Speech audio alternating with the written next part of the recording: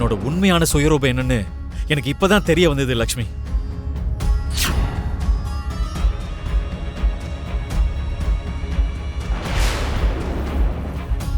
சந்தர்ப்பத்துக்கு ஏத்த மாதிரி உன் நிறத்தை மாத்திக்க கூடிய பச்சோந்தி நீ.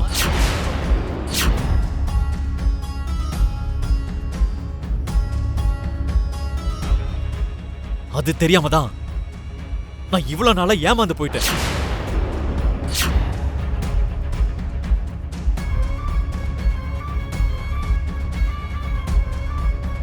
நீங்க சொல்ற மாதிரி நான் செஞ்சிருந்தேன்னா நான் உங்களுக்காக இந்த அளவுக்கு துடிச்சிருக்க மாட்டேன் மித்ரா. வேண்டாம் லக்ஷ்மி, இன்னும் இந்த மாதிரி ஆசை வார்த்தைகள் எல்லாம் சொல்லி என்னை ஏமாத்தணும்னு மட்டும் நினைக்காத.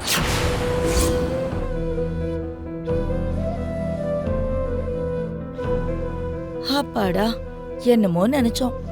மித்ராவோட மனசு மாறல, லக்ஷ்மியையும் ஏத்துக்கல. அனந்தா, இனி நம்ம சந்தோஷமா இருக்கலாம். போலாம்.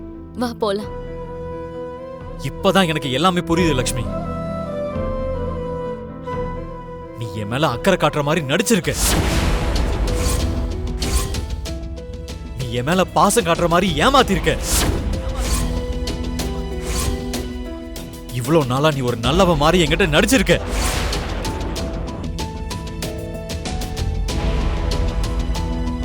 ஆனா இது எல்லாத்தையும் நான் இவ்வளவு லேட்டா புரிஞ்சுக்கிட்டேன் பாரு. என்னதான் சொல்லணும்?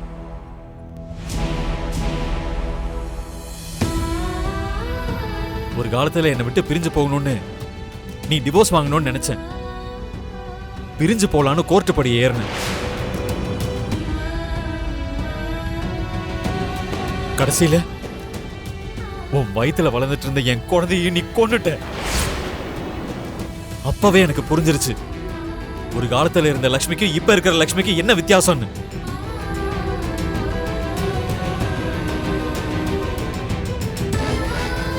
உன் விஷயத்துல நான் இவ்வளவு யோசிச்சு இந்த அளவுக்கு கவலைப்படுறேங்கிறதுனால உன் மேல எனக்கு இன்னும் நல்ல அபிப்பிராயம் இருக்குன்னு மட்டும் நினைக்காத.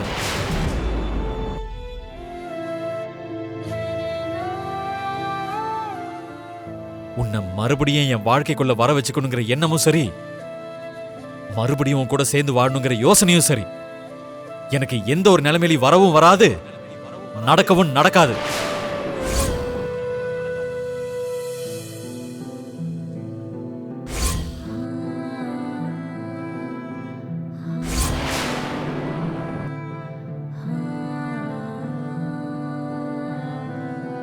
எப்ப நீ உன் வயித்துல வளர என் குழந்தைய கொன்னுட்டியோ அப்பவே உன் மேல இருந்த நல்ல அபிப்பிராயம் போயிடுச்சு. உன் மேல வெறுப்பு தான் இருக்கு.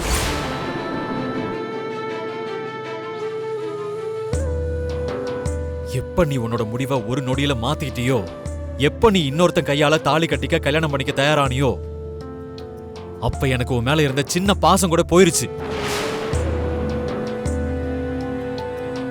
இப்ப நான் சொல்றேன் கேட்டுக்கோ. உன் கழுத்துல தாலி விழுந்த அடுத்த நொடியே என் கண்ணுல படாம எங்கேயாவது போயிடு.